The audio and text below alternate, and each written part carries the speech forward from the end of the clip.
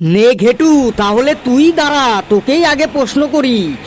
ধর, যদি A for apple হয় তাহলে বি ফর কি হবে, সি ফর কি হবে, আর ডি ফর কি হবে? স্যার, এ ফর যদি আপেল হয় তাহলে বি ফর বাপেল হবে, সি ফর কাপেল হবে, আর ডি ফর ডাপেল হবে। তোর আর স্কলারশিপ পেতে হবে না, তুই দাঁড়িয়ে থাক। প্রথমেই আমার মেজাজটা গরম করে দিলি। এই কালু, তুই দাঁড়াতো।